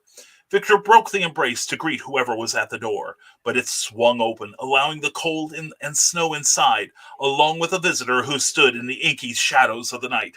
Victor's jaw dropped at the sight of his visitor, and with ever-widening eyes, Elizabeth put her hand to her lips as if to scream. Done. Thank you. Wonderful. Not liberal I know. arts. I know. If there was a math requirement, that's why I went into journalism. So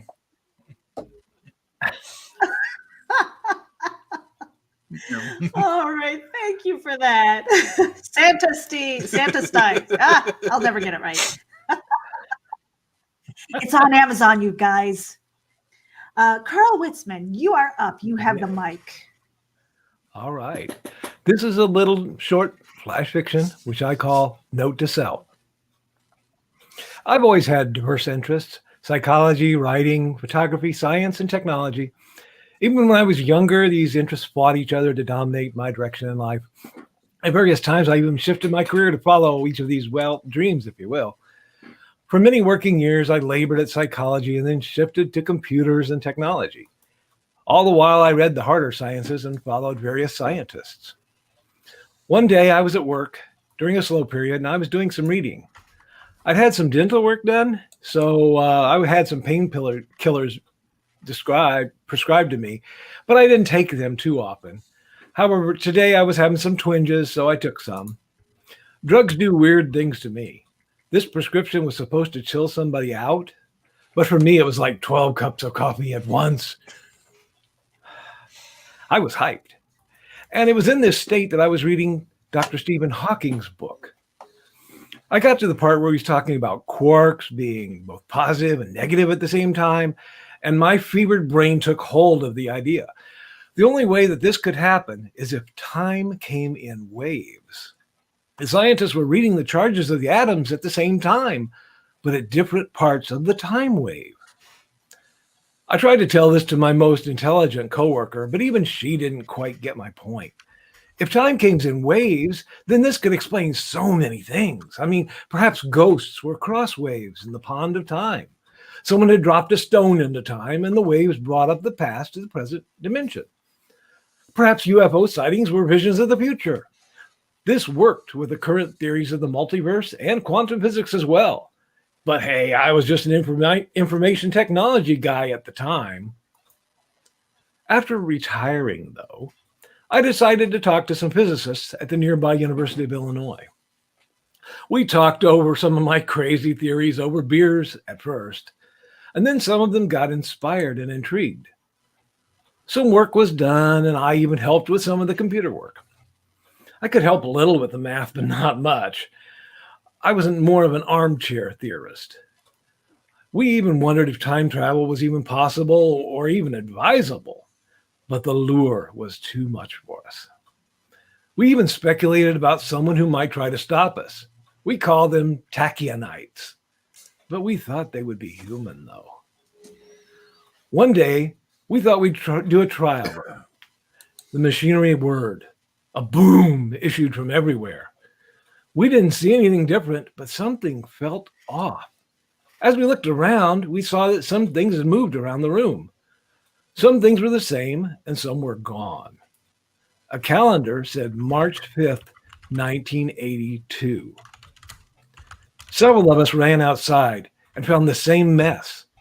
My 2014 van was still there, but there were other cars there from the 1982 era. We had created a wave, a ripple in time, but it was not complete. It had failed, and failed in a miserable way. This wasn't time travel as we had pictured it. There was something wrong. And in the midst of it, in the midst of the wrong, there was a weird human-bird hybrid creature standing just outside the lab building. Dr. Maitland, one of the experimenters, uttered one word, "Tachionite?" That was the last word he ever said.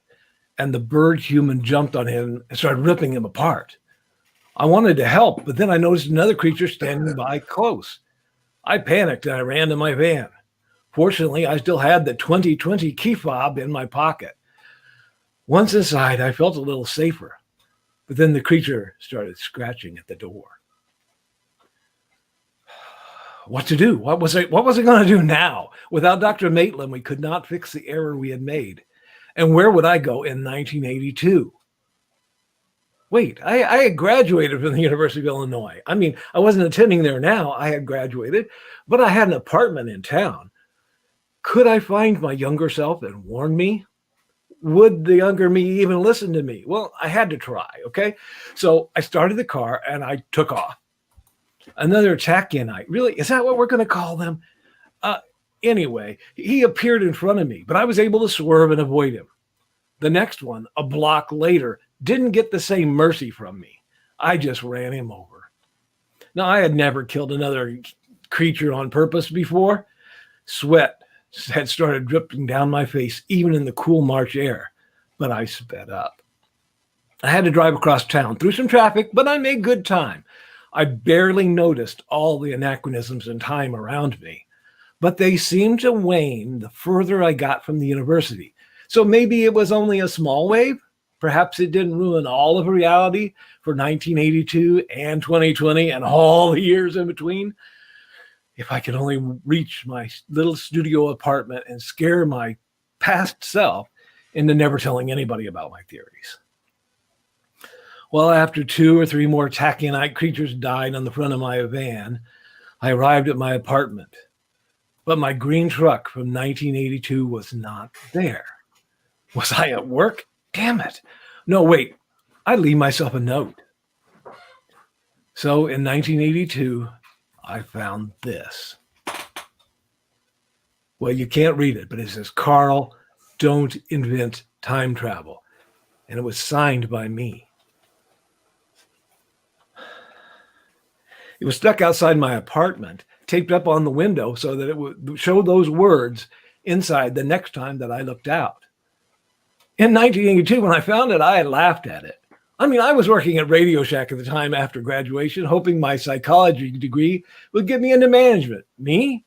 Invent time travel? Huh, nice joke by someone. They even got my signature right. I mean, but... What? No, not again. No. Come here. Get away. Get away. Get away. Don't invent time travel.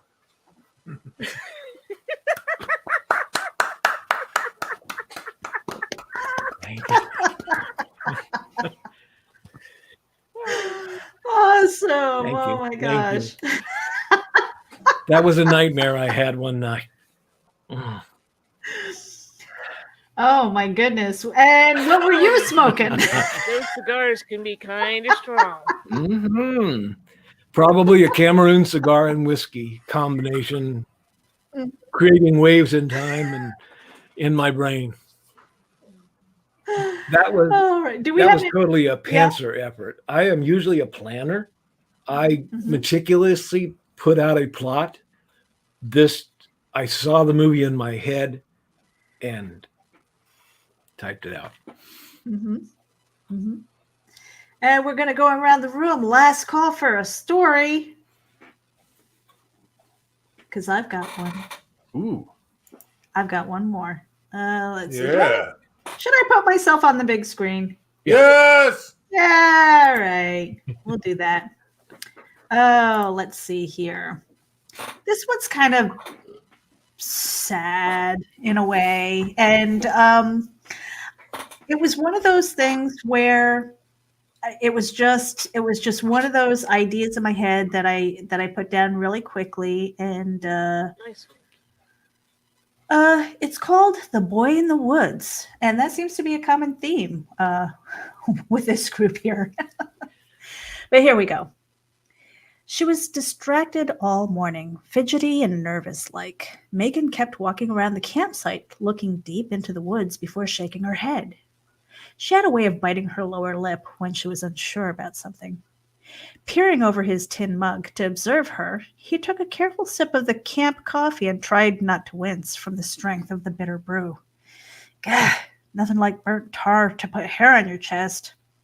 No reaction from her. I give up, Megan. What the hell are you looking for? She stopped and shook her head again. It's stupid. I'm being silly. She was beautiful in the morning light. Her hair was a wild mass, her face without makeup, and she was so damn sexy in his pajama top. He put down the coffee cup and gathered her up in his arms, kissing the top of her head. Come on, just tell me what's bothering you. He loved when she nuzzled his chest and wrapped her arms around him. You ever have those dreams that are just so real they stick with you? Her voice was muffled by his shirt, and he couldn't help smiling. Was it a nightmare? No, it was just... He felt her shrug. I dreamt about a little boy. He was blonde with blue eyes. He was wearing a blue and white sweater, and he looked so cold. He was trying to tell me something, but I couldn't hear him. Mm-hmm. Megan leaned back to stare into his eyes. Her face had concern written all over it. He was so real, Paul, like I could almost touch him, like I was visited. Like I see dead people? She smacked him on the arm. Oh my God, you're such an asshole. Paul shrugged, then grinned. The worry was gone from her eyes, and he could tell she was trying hard not to laugh. All forgotten. Today was the last day of vacation before they headed home. He wanted to make the most of their time, enjoying nature. So he gave her a smack on the rear and told her to get dressed and let's start the hike. I know you want to get some pictures from the peak. About 2 hours later, they reached the bird's nest, as the locals like to call it, and at the top of the mountain was a tiny cabin with a huge wraparound porch overlooking the valley on one side and lake on the other. Megan sipped on her water before grabbing her camera out of the backpack. Paul kept quiet as she worked. He knew from experience that she tried to be in tune with her surroundings. He'd seen wild animals seemingly stop and pose for her. She really had a gift with creatures of all kinds. Hell, he smirked. She kept him around. There was utter silence a moment later. The strangeness of it broke him from his reverie. He didn't even hear the click of her camera. But when he looked up, he saw Megan had frozen and was staring into the distance using her telescopic lens. Megan? Saying her name was like lighting a match to gunpowder. She took off in a mad dash toward the spot she was staring at. Megan! He chased after her, but had a hard time keeping up. What the hell are you doing? I saw something over there. Come on. He kept slipping down the mountain, but she seemed to have the dexterity of a mountain goat, practically skipping down the mountain at full speed. Be careful, he yelled. We'll be screwed if we get hurt up here. He finally caught up when she stopped running. His lungs and his feet were like on fire. He leaned against a tree to catch his breath. You want to tell me what that was all about? He huffed. Paul. She pointed at something in the woods. He bent over to her height to get the perspective and noticed something blue and white caught on saplings. The sweater, she breathed. The blue and white sweater from my dreams. Stay here, Paul commanded, and headed toward the area. He could feel his heart pounding in his ears with a sense of dread. He didn't want to think about what he might find. There was a small clearing, and caught in the branches of new saplings was a small blue and white sweater. Further up was a tiny Toy Story sneaker. He felt a terrible sadness with what these findings could mean. Paul turned quickly when he heard a twig snap underfoot. Megan took his hand. He couldn't tell if he was trying to reassure her or if she was trying to reassure him, but it didn't matter. He marked the GPS coordinates on his watch as she silently took more photographs to show the sheriffs when they got back into town. They didn't want to disturb what was most likely the boys' final resting place, or perhaps evidence. Neither of them found any more remnants of clothing and no bones. That was good. But they needed to head back to camp and break it down before it got dark. Hand in hand, they began to track down the mountain quietly. Neither spoke, as they were both lost in thought. About 100 yards from their discovery, on their way back to camp, Megan and Paul stopped short. Are you seeing what I'm seeing? Paul whispered from the side of his mouth. Megan nodded almost imperceptibly, something she does when she tries not to spook the wildlife. In the center of the path was the little boy with blonde hair and blue eyes. His blue and white sweater looked brand new. He smiled and waved, and in the sweetest voice that brought a tear to Paul's eye, he heard the small boy say something before he vanished in the ray of sunlight. He hugged Megan close and felt her body quake with silent tears. I heard him this time, she said. Paul kissed the top of her head, then rested his chin on it as he stared at the spot where the little boy had vanished. He said thank you for finding me and tell Mommy and Daddy that I love them. You heard it too. Yeah, Paul sighed. I heard him too. Come on, we have a family to find. As they packed and headed out of camp to find the local sheriff's office, he could swear he heard the joyful chuckle of a child. The end.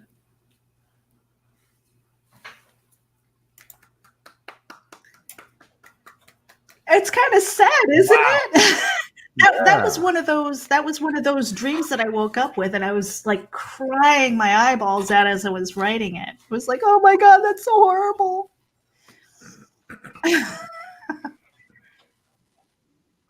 Yeah. Sometimes those do that to you. Well,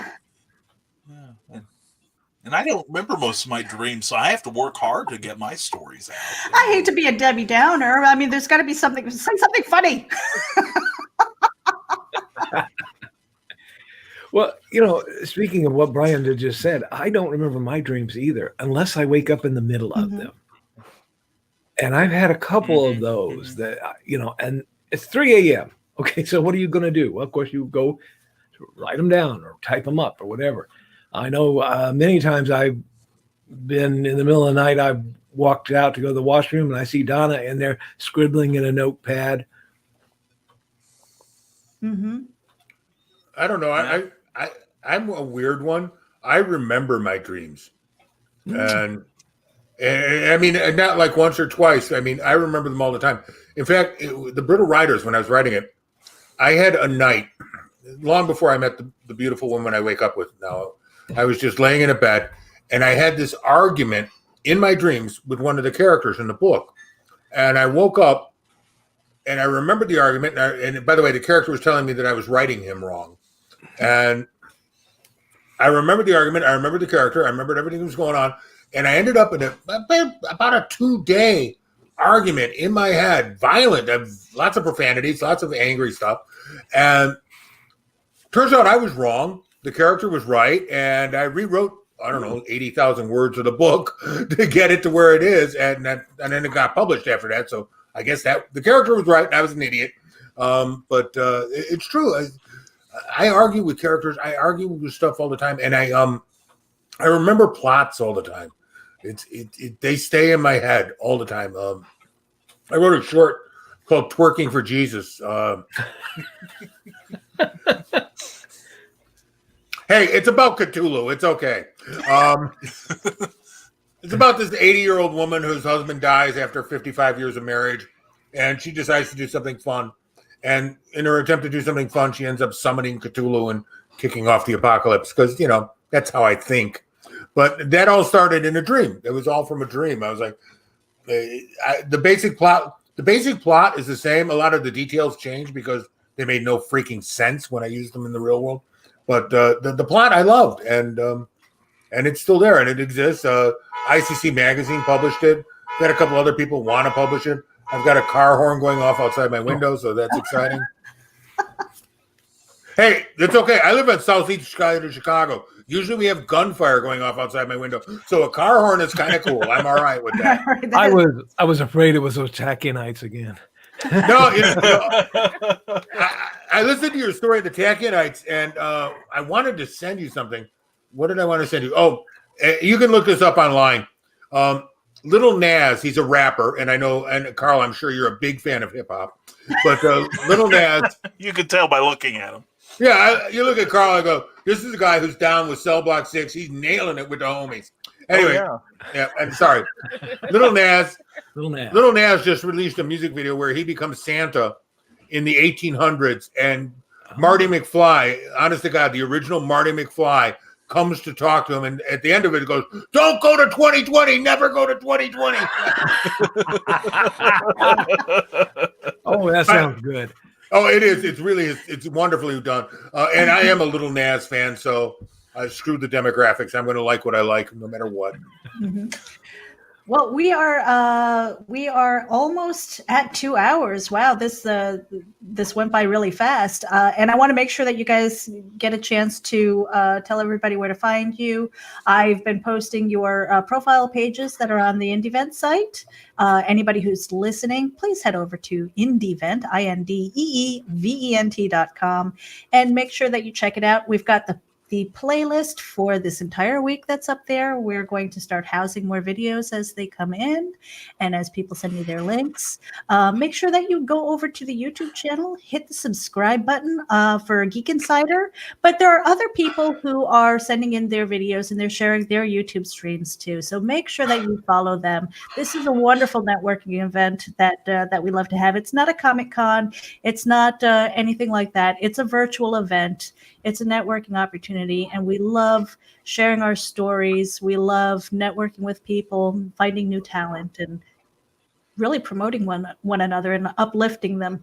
Brian, what's that saying that you have? A rising tide? Oh, rising tide raises all ships. There you go. And that's what we're doing.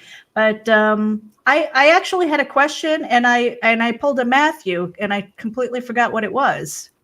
So That was close. I hate when that happens. You see the steam coming out of my hat? Man alive. That was the question. So I wanted to know what you guys are working on now. Are you participating in NaNoWriMo? If not, what are you working on? And when do you think that next project is going to be ready for public consumption? Who shall go first? Let's go clockwise. Brian. Okay, as it so happens, for the second year in a row, I am participating in NaNoWriMo, National Novel Writing Month, for those who don't know. Woo! Where here's your background. Between November 1st and November 30th, write 50,000 words, first draft of a novel. They don't have to be good, and I'm sure holding up on that end, but because first drafts always stink. But anyway, I'm writing what I'm calling a first draft flash novel, the chapters of which are being published on my Patreon account right now for those happy people who are probably going, I paid $1 for this. Anyway, it's kind of a pulp adventure kind of thing that I'm working on. And once it's all done and edited, I will be releasing it as a novel. And I'm rather pleased with how it's going. I'm like Carl, I'm normally an outliner, but I wanted to see if I could pants my way through a book and I only have the vaguest idea of where it's going to wind up. And I've already surprised myself 3 times, and I'm only on chapter 12 with where the story's going, but I'm very happy with it so far. That's my current project. And then probably my project after that, aside from a couple of magazine articles that I've promised some people, is actually to finish editing the book I started last year during NaNoWriMo. And finish editing a book of new adventures of a character I created called Doc Saga that we are going to get put out later in 2021. And we're not doing it right now because 2020. But otherwise, those are pretty much my current works in progress. I've been threatening this for years, but I think 2021, with all the stuff that's in the pipeline with myself and various other publishers, I'm going to go from Who's Brian K. Morris to Oh God, Not Him Again. So, all right, we like that. But other than that, I am on the air broadcasting as part of the Geek Insider Network, and tomorrow we are going to be tying our. Actually, we always do our clever title pending with 2 very popular, very talented wordsmiths, Bobby Nash and Jim Beard, both of whom I admire greatly, and I'm just going to sit there and fanboy over them for about 2 hours. So awesome. Donna, what are you working on? Well, right now, I did something outside my wheelhouse. I'm not much into fantasy writing, but 30 years ago, a friend who was very much into Dungeons and Dragons said, let's write a book together. And then he disappeared. And I'm like, this is a great story. It needs finished. And somebody says, well, just finish it. And I'm like, I don't know anything about this. And my friend wisely said, then you can make up your own rules. So I did, and Wizards and Dragons will be coming out, or is it Dragons and Wizards? Will be coming out hopefully in December. We're waiting now on the final cover art. And then after that, we're going to start editing on the third story of my Beth and Hill, going back to my crime drama stories. All right, awesome. And did you give yourself a deadline for those? What's a deadline? It's the thing that helps me stop editing my story to death. Mr. Witzman there, that's my deadline. I put my stories, we share Dropbox, and I put my stories in a file that's for him. And there's several in there right now. And I go back almost once a month and reread and usually maybe change one word. And I told Carl, I said, the only way that I'm going to stop doing that is when you take the story out of that folder so that I don't have access to it anymore. And so, yeah, my deadline is when I don't see my story in that folder anymore. This is why Carl drinks. Right. Oh, I've got many good reasons to drink. Don't worry about it. I'm good. Yeah, maybe that's why the hair fell out of his head and landed on his chin. something to yank a little easier. Carl, what are you working on, and when can we expect to see it? Well, I have totally perverted the purpose of NaNoWriMo this year. Last year, I wrote and I got a novella out of it, and I was very happy with that. And this year, I'm trying to write as many words as I'm supposed to, but I'm doing it in a nonfiction book that I'm working on. And it's kind of titled Stop Hating Yourself. It's all about ways that people self-sabotage themselves and how to stop doing that. So I'm using my psychology training again. And I'm hoping that it'll be done in the next month or two, maybe. Okay. And Bill, how about you? I know you've got a lot of stuff that you're working on. Yeah. Well, obviously, I got the comic book Cross Stitch Alpha for the Christian company, New Wave Comics out of Kansas. I'm really thrilled about that. It's the first thing I've written that I can actually let my Sunday school students read because it doesn't have boobs, dragons, blowing up stuff, or dead bodies or anything like that. Wait a minute. What's the matter with dead bodies? You know, they're kids and they're 10 years old, and I'm trying not to terrorize them or terrify them or whatever. So anyway, I got that coming up. I got Gopri of the Mists coming out, which is the sequel, both prequel and sequel to the Brittle Riders that nobody asked for, but I wrote it anyway. And the beautiful thing is that my publisher went, "Ooh, can we have that too?" So yeah, they get it, and that's coming out. And I've got a nonfiction book. I'm going to go with Carl here. I'm going to do a little nonfiction. But since my background is music and not psychology, it's a book called The Kind, From Chicago to Chicago. It's the history of the local music scene in Chicago and how it got killed in 1984 by corporate overreach that wiped out the ability for radio stations to play local music on the radio station. I mean, the Buckinghams in Chicago and the Shadows in the Night and the Kind or the Survivor and all those bands, they started out getting played on local radio here in Chicago. And in 1984, that became impossible. You had to play a corporate playlist. So I'm doing that. And I've got a bunch of short story stuff, and I got a bunch of different nonfiction stuff. But I'm keeping busy. And I'm staying out of jail. And I think those are pretty much my two goals right now. So I'm good. Staying out of jail is good. That's a very good goal. Steve, what are you working on, and when can we expect to see it?